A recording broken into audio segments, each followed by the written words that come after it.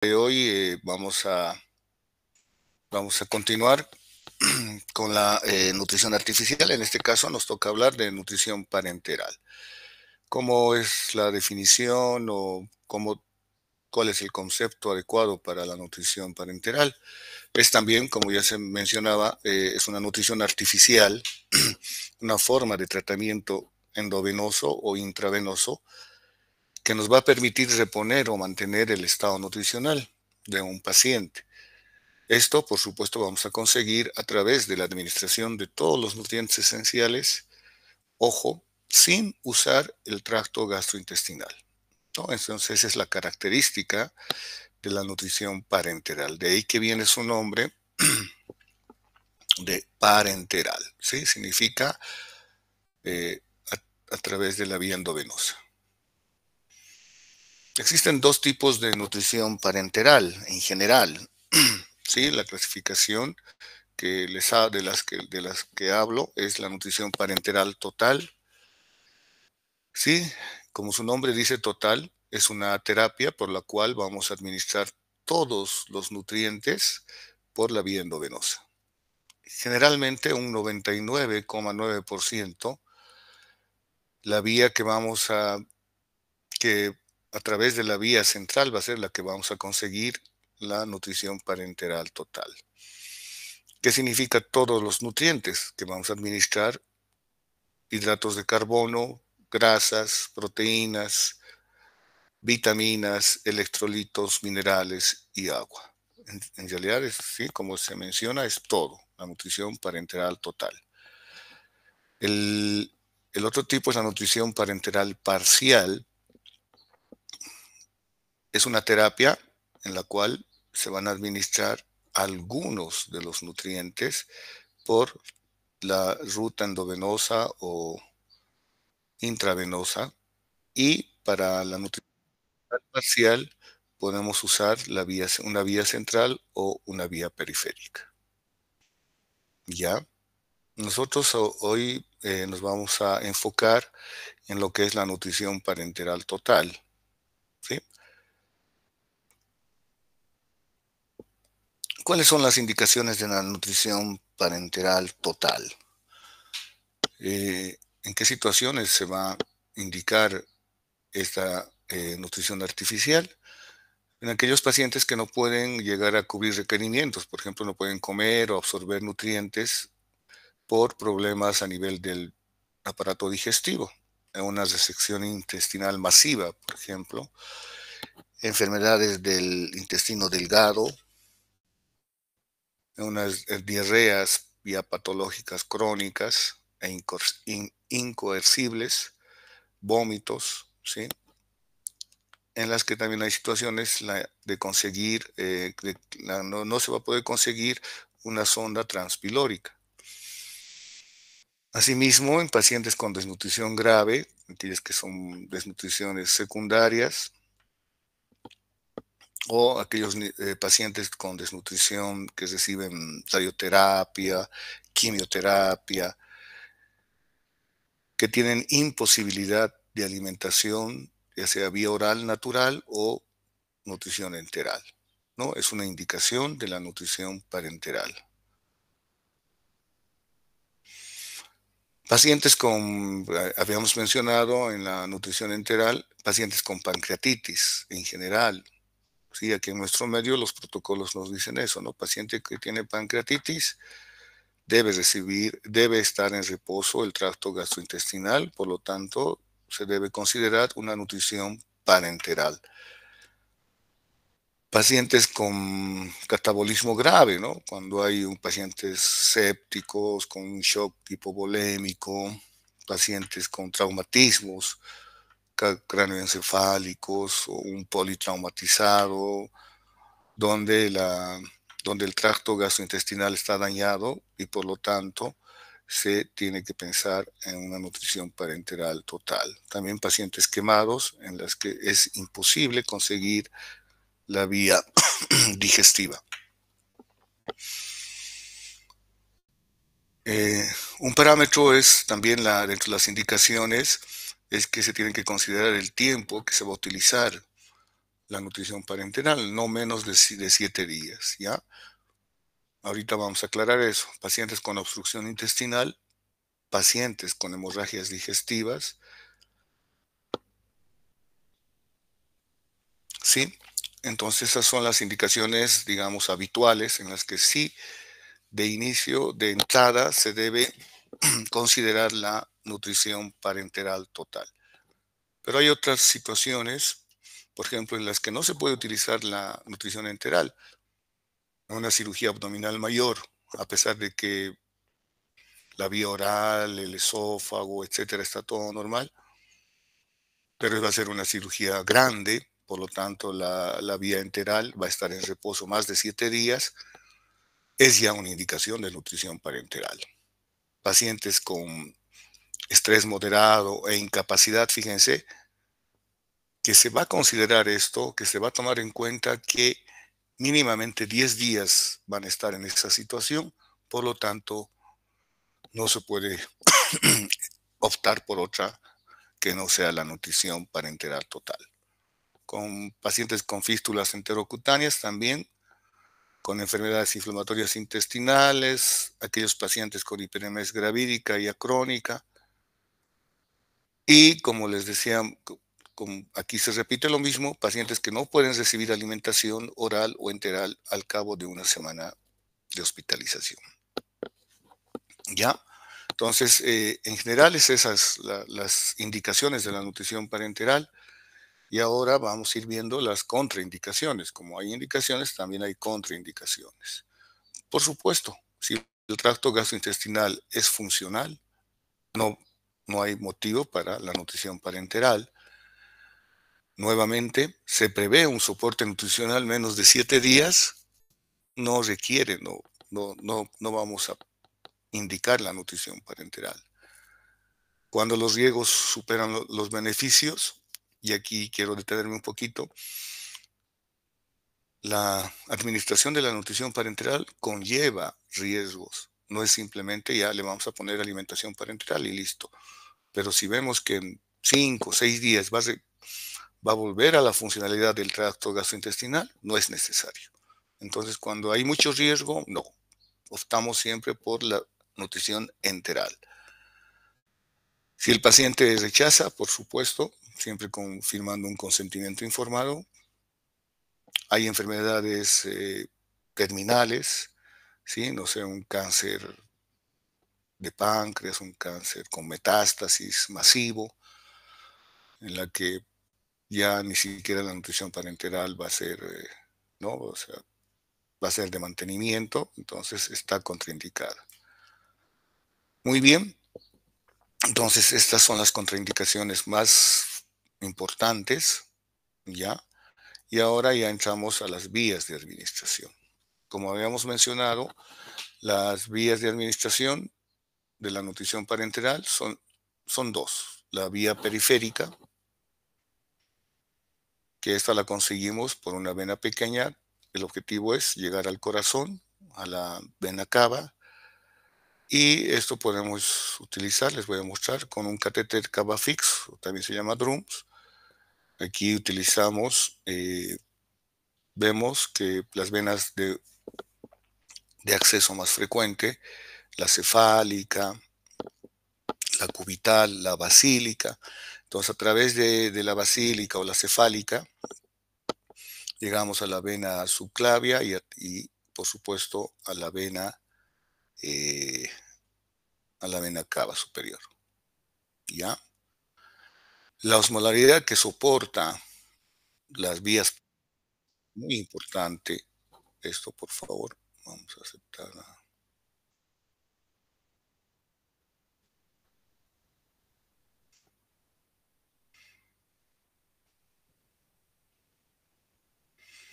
La osmolaridad que soporta esta vía periférica es menos de 800 miliosmoles. Si nosotros nos pasamos de esta osmolaridad, la probabilidad de que se reviente la vena, ¿sí? por ser una solución hiperosmolar, es alta. Por ejemplo, nosotros en recién nacidos cuando indicamos una dextrosa al 10%, tenemos mucho cuidado.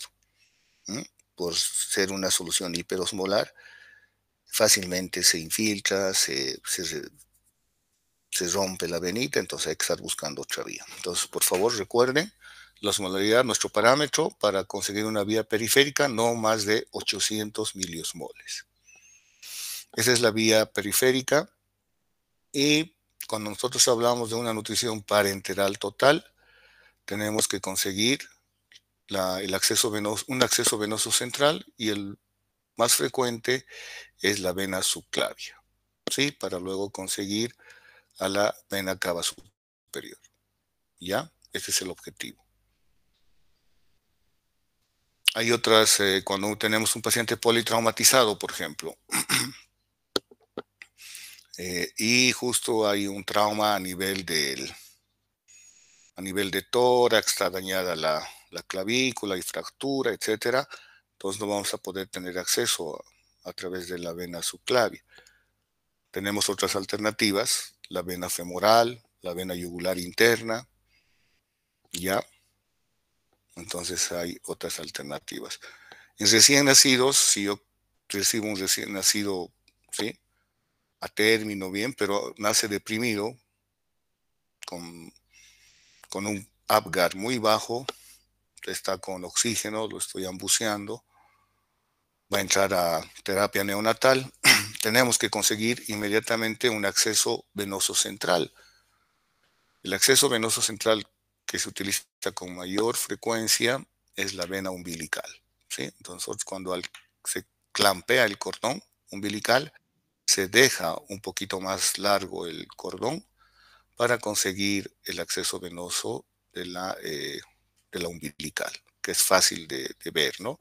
Porque sabemos que el cordón umbilical tiene dos arterias y una vena grande, fácil de diferenciar. Entonces agarramos el cordón, hay por supuesto catéteres especiales para la vena umbilical, introducimos, lo fijamos, lo aseguramos y listo. Y ya tenemos un acceso venoso central ideal. Entonces, nuevamente aquí, simplemente para mostrarles el catéter venoso central, son catéteres especiales, por supuesto. A ver, yo creo que se han dormido.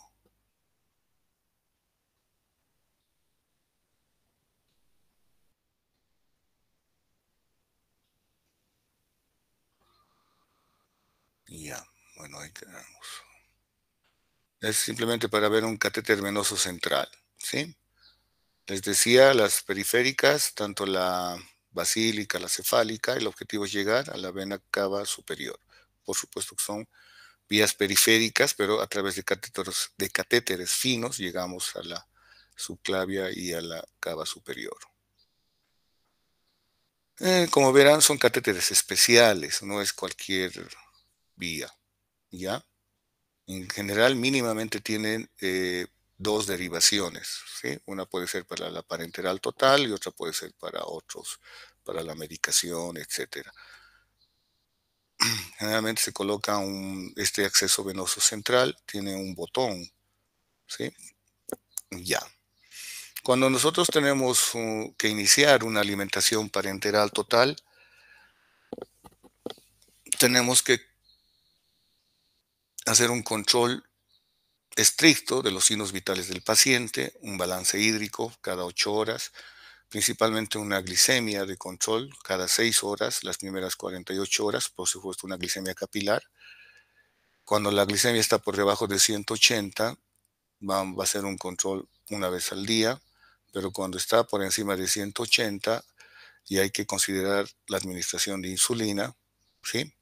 ¿Por qué es tan importante el control de la glicemia? Porque a través del acceso venoso central, nosotros vamos a administrar, ¿sí?, todos los nutrientes, y los hidratos de carbono van a estar en forma de dextrosa o glucosa.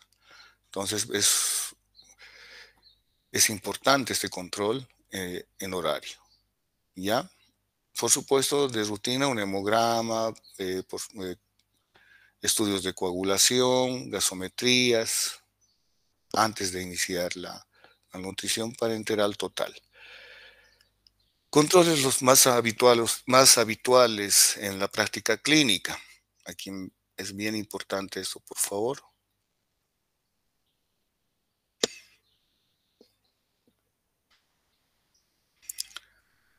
Sí, al inicio, por supuesto, controlamos los electrolitos, sodio, potasio, calcio, cloro e incluso magnesio y fósforo.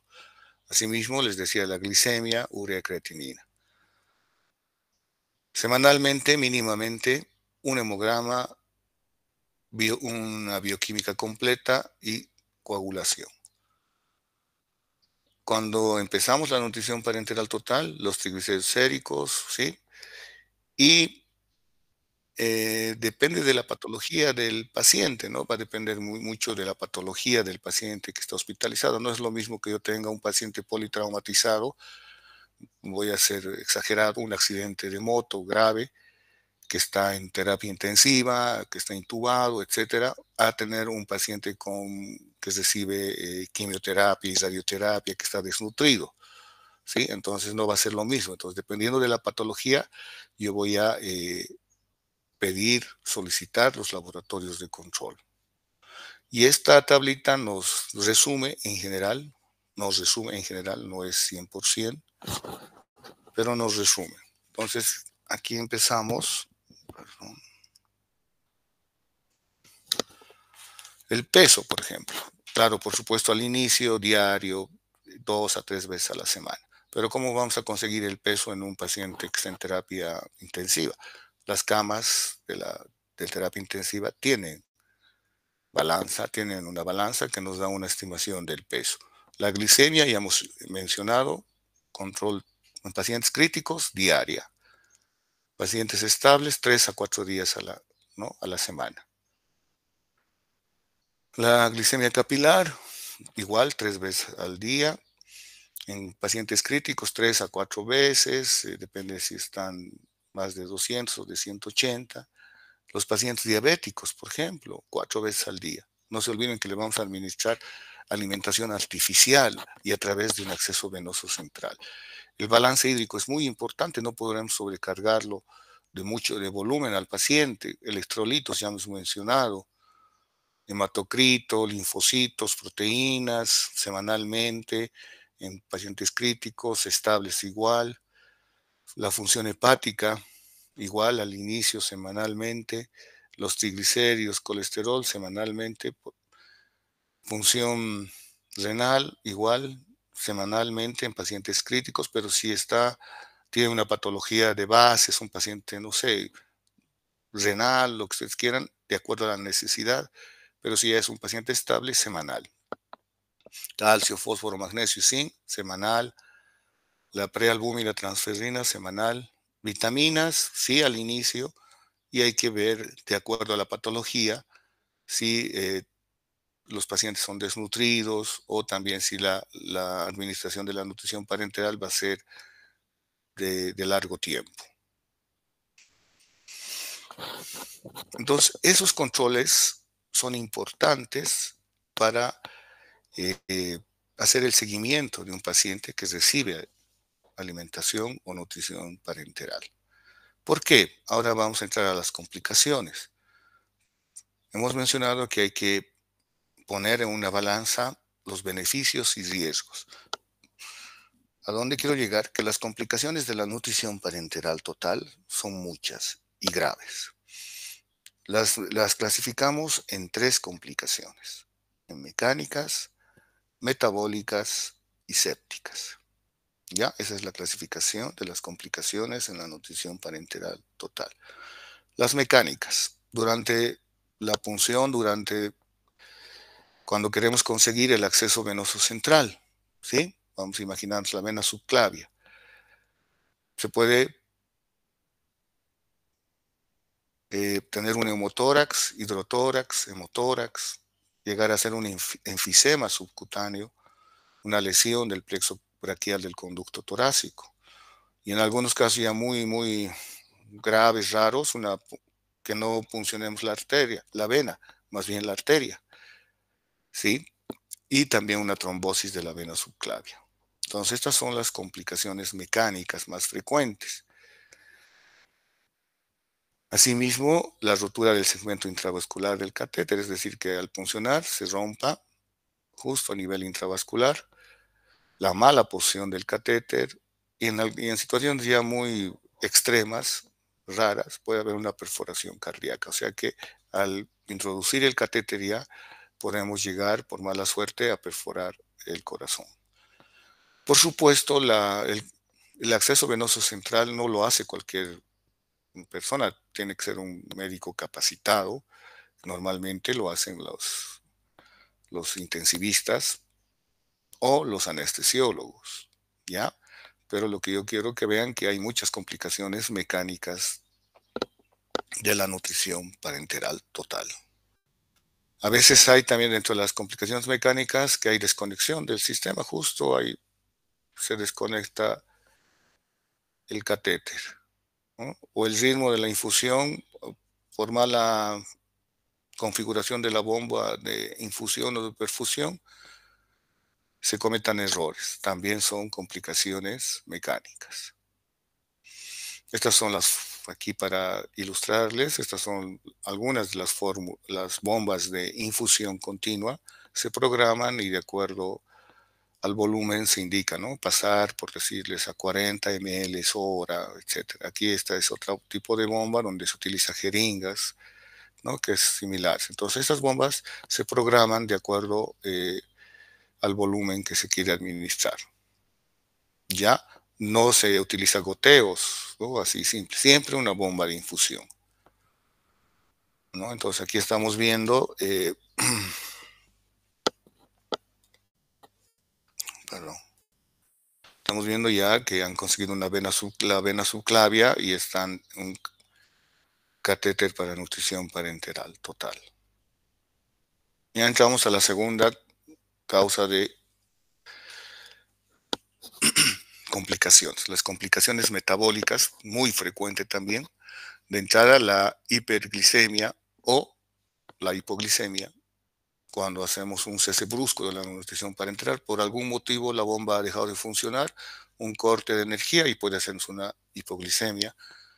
Cuando le damos mucha grasa, hacemos malos los cálculos, esteatosis hepática, aumento de la producción de CO2. Cuando le damos mucha proteína, podemos provocar aumento de la urea plasmática y por lo tanto hiperamonemia. Dentro del metabolismo lipídico, hiperlipidemia, no se olviden que le vamos a dar grasas, lípidos artificiales, y una causa muy frecuente que se ve es el déficit de ácidos grasos esenciales, ¿sí? Generalmente nos olvidamos de administrar los ácidos grasos esenciales. Dentro de las causas metabólicas también cuando hay desequilibrios hidroelectrolíticos, ¿sí? Cuando lo sobrecargamos de volumen o más bien se pueden deshidratar, el paciente puede tener una diarrea aguda, lo que ustedes quieran, una hiponatremia, hipernatremia, hipopotasemia, hiperpotasemia, hipofosfatemia, hipomagnesemia, etcétera, ¿sí? Es muy frecuente. Es por eso que en la nutrición parenteral total se administra también electrolitos para cubrir requerimientos. Y por supuesto pueden haber desequilibrios a nivel del ácido base, como acidosis metabólica, es muy frecuente también en la nutrición parenteral total. La tercera causa de complicaciones son las infecciosas. Con la nutrición parenteral total vamos a administrar, ¿sí?, hidratos de carbono, lípidos, proteínas, minerales, vitaminas, electrolitos. Fíjense, es un medio de cultivo ideal para cualquier bacteria, ¿ya? Y nada más que vamos a entrar a un acceso venoso central. Las complicaciones infecciosas se van a deber a la colonización del catéter, ¿sí? Puede haber una infección a nivel del orificio del catéter, infección del túnel, si se ha hecho un túnel subcutáneo, también puede haber una infección en el reservorio, a veces hay una bacteremia asociada. Hace un año hubo una epidemia de no sé qué hospitales, del Hospital Cochabamba, en recién nacidos, ¿sí? Y estaba relacionado con la nutrición parenteral, les cuento. Puede haber bacteriemias asociadas al catéter. Entonces, les vuelvo a recalcar, es un medio de cultivo ideal para cualquier bacteria, y más aún una bacteria intrahospitalaria. Aquí estoy viendo con este diagrama, fíjense, a nivel de conexión, ¿sí? El personal sanitario de salud manipula inadecuadamente, puede infectarse. Fluido de infusión contaminado, la piel misma es un medio de cultivo, entonces tiene que hacerse asepsia. Si hay una infección, le decíamos una infección subcutánea, igual por continuidad puede haber una diseminación hematógena, igual de la misma manera. ¿Cuáles son los gérmenes asociados a la infección del catéter? El 70% se atribuye a los gram positivos. Estafilococo coagulasa negativo, estafilococo aureus, streptococo, enterococos. Entre el 10 al 15% Escherichia coli, Klebsiella, Enterobacter, Serrati. Y aquí también se incluye la Pseudomonas aeruginosa, ¿no? Un germen intrahospitalario muy frecuente. El 10% el 10% hongos y el 5% son infecciones polimicrobianas. Fíjense, estos gérmenes son graves y más en un ambiente hospitalario. Pero asimismo, ya hemos hablado de las complicaciones mecánicas, metabólicas e infecciosas. Hay otras complicaciones. Una de esas es el síndrome de realimentación. ¿Qué es el síndrome de realimentación? Conjunto de alteraciones clínicas que aparecen cuando se realimenta a un paciente gravemente malnutrido. Específicamente, esto se presenta en los pacientes desnutridos, ¿ya? Aquellos pacientes que no han recibido adecuadamente los nutrientes en base a sus requerimientos, ¿sí? Y esto puede ocasionar simplemente una nutrición oral, o sea, enteral o parenteral.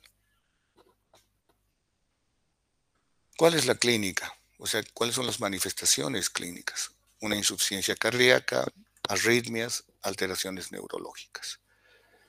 Este síndrome de realimentación tiene una elevada mortalidad, especialmente si no se diagnostica. Entonces, ¿a dónde quiero ir? Cuando hay niños desnutridos o pacientes desnutridos adultos, por ejemplo, les sobrecargamos de volumen o le vamos a dar una bomba de hidratos de carbono o de proteínas. Puede ocasionar este síndrome de realimentación. Porque para que se haya desnutrido este pacientito, haya llegado a ese estado, ha tenido que pasar mucho tiempo y nosotros, sin tener el conocimiento, podemos provocar este síndrome de realimentación.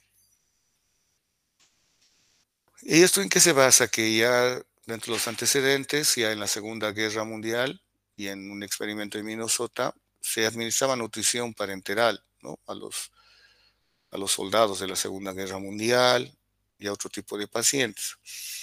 Y por hacer el bien, se les daba la mejor nutrición, ¿no? O sea, una nutrición completa. Y se observó que la hiperalimentación se asociaba con la aparición de arritmias y otras complicaciones graves. Entonces, ¿a dónde quiero llegar? Que la recuperación tiene que ser en forma lenta, progresiva. Claro, hay que ir incrementando, pero en forma progresiva. Aquí vemos lo mismo. La realimentación puede provocar una sobrecarga hídrica demasiado, los fluidos administrados en exageración, el agua endógena aumenta. Podemos introducir ciertos elementos que no estaba acostumbrado el paciente y aumento de los requerimientos de vitamina. ¿Ya? En general está asociado a la hipofosfatemia, hipomagnesemia, hipopotasemia, el síndrome de realimentación. Muy bien, ahora vamos a ya hacer un ejercicio. Nos va a tomar de 5 a 10 minutos. 10 minutos. Pero aquí les estoy mostrando lo que vamos a utilizar. es una nutrición parenteral total, es una nutrición artificial. Normalmente utilizamos las dextrosa o glucosa, que se llama, ¿no? Ya hemos mencionado que la dextrosa viene al 5%, al 10%, al 20%, y fíjense, nosotros vamos a utilizar una glucosa al 50%. ¿Qué significa una glucosa o dextrosa al 50%? Que por cada 100 mililitros tenemos 50 gramos de glucosa o dextrosa. Miren esta presentación para los que no conocen. 50 gramos en 100 es una solución hiperosmolar, fíjense, 278 miliosmoles. La fuente de proteínas, o sea, esta dextrosa al 50% va a ser la fuente de hidratos de carbono, de calorías, la fuente más importante de calorías. La fuente de proteínas también es una fórmula artificial, son aminoácidos generalmente esenciales. Viene en esta presentación como aminoplasmal al 10%. ¿Ya? Por supuesto, es un envase estéril, es un líquido transparente y les vuelvo a recalcar, tiene los aminoácidos esenciales principalmente. Siempre a través de una bomba de infusión. Las grasas, vamos a utilizar también artificiales y viene en la presentación, no sé si logran ver, lipofundin, así se llama, lipofundin al 10%. Y está hecho en base a triglicéridos de cadena media, triglicéridos de cadena larga. Listo, entonces ya tenemos los 3 macronutrientes. Los hidratos de carbono van a ser la dextrosa al 50%, las proteínas, el aminoplasmal al 10% y las grasas, los lípidos en forma de lipofundin al 10%. Vamos a empezar a realizar el cálculo de un paciente. ¿Ya? Vamos a llenar esta tablita. Parece difícil, complicada, pero se van a dar cuenta que no es así. Tengo un paciente que tiene un peso, es un paciente pediátrico, tiene un peso de 10 kilos. ¿Ya? Y tiene una patología de base, por lo cual necesita alimentación parenteral total. Entonces yo voy a hacer el cálculo para este paciente. Acá en rojo están los macronutrientes, es decir, los hidratos de carbono, las proteínas y las grasas o lípidos. Vamos a utilizar, como les decía, la dextrosa al 50%. Se calcula entre 10 a 15 gramos por kilo. ¿Ya? Nosotros para la práctica de nutrición vamos a utilizar directamente 14 o 15. En este caso 14. 14 gramos por kilo. ¿Cuánto pesa mi paciente? 10 kilogramos. 14 por 10, necesito 140 gramos de dextrosa o glucosa. Hago mi regla de 3. Como voy a usar una dextrosa al 50%, digo, en 100 ml hay 50 gramos, yo necesito 140. ¿Cuánto va a ser mi volumen? 280. Anoto 280. Esta fuente de hidratos de carbono de energía, tengo que calcular las calorías. ¿Cuánto le estoy dando? 140. Un gramo de azúcar, de dextrosa, de glucosa, tiene 4 calorías. Entonces, 4 calorías por 140, 560 calorías. Entonces, fíjense, con la dextrosa al 50%, yo estoy consiguiendo ya 560 calorías. Vamos con las proteínas, los aminoácidos, que vienen en forma de aminoplasmal al 10%. Se calcula a 3 gramos por kilo. 3 por 10, 30 gramos. Hago mi regla de 3 también. Si en 100 ml de aminoplasmal al 10% hay 10 gramos, en 30x y me sale 300.000. Perdón, 300 ml. ¿Sí? Como es una fuente de proteínas artificiales, también nos va a dar calorías. Un gramo de aminoplasmal nos da 4 calorías. Entonces tengo que multiplicar 4 calorías por 30, aquí está, 30 por 4, 120 calorías más que voy a conseguir con este aminoplasmado. Vamos a las grasas, a los lípidos. Lo mismo, el lipofundín viene al 10%. 3 por 10, 30. Y me va a salir lo mismo, haciendo mi regla de 300 mililitros. La diferencia está acá. 1 gramo de grasas, de aceite, de lípidos, nos da 9 calorías. Le estoy dando 30 gramos, 30 por 9, 270 calorías. Esta es la parte más importante que tenemos que llenar, ¿sí? Los macronutrientes. Una forma de ver si he hecho bien este cálculo es sumar las calorías de los 3 macronutrientes. 560 más 120 más 270, 950 calorías al día.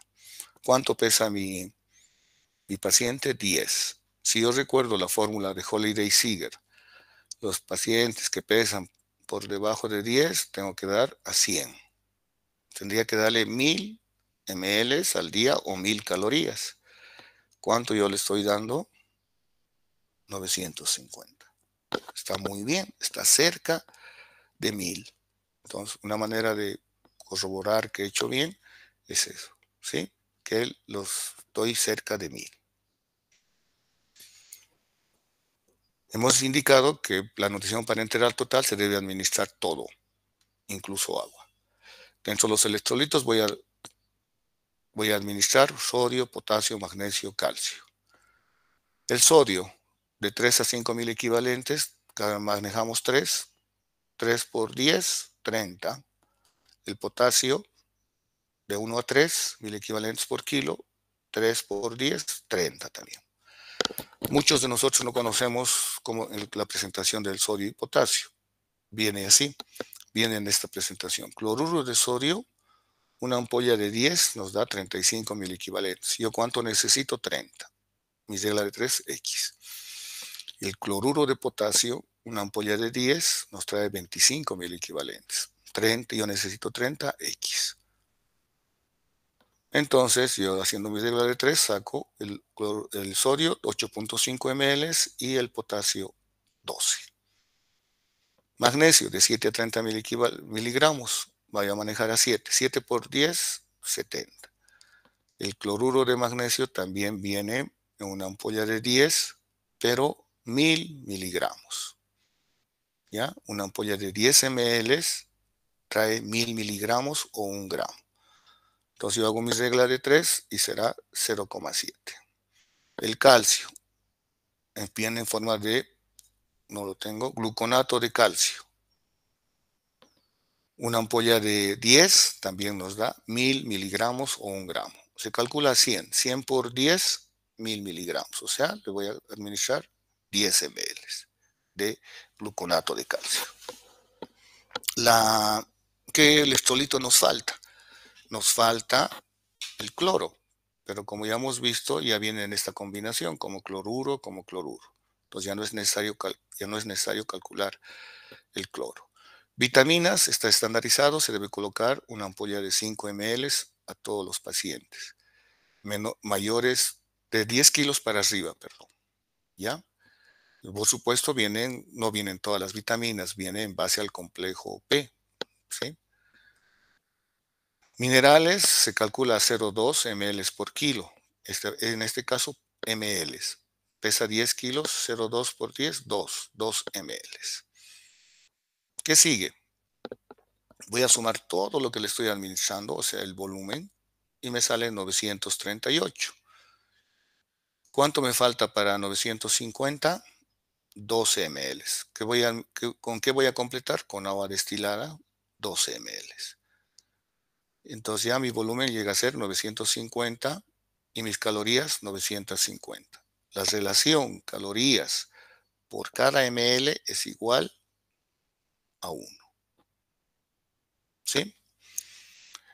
Esto lo vamos a hacer con más detalle en las clases prácticas. ¿Ya?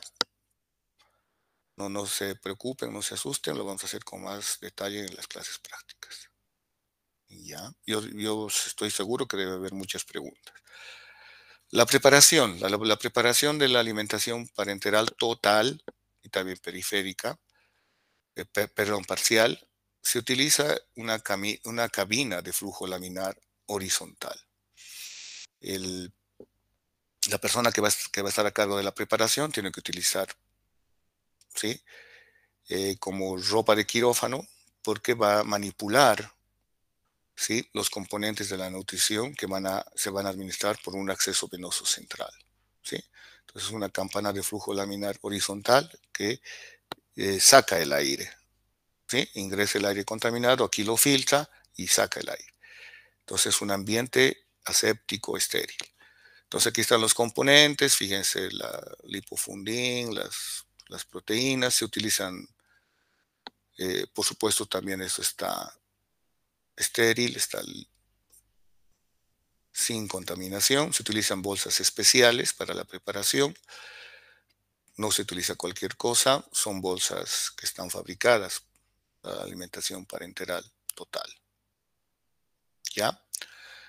Entonces, eso es lo que quería mostrarles en esta ocasión. Y como verán, de entrada, considerar lo que yo quiero que se les quede una parte muy importante es que cuando se evalúa la administración de la nutrición parenteral total o no, hay que considerar los beneficios y los riesgos, ¿ya? Es por eso que, por ejemplo, mucha gente desconoce, ¿no?, que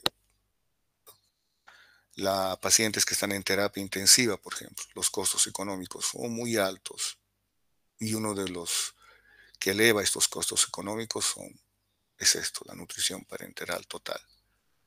Para cada día se realiza una preparación para cubrir sus requerimientos. Entonces, no, siempre evaluamos los beneficios y riesgos. ¿Preguntas, dudas?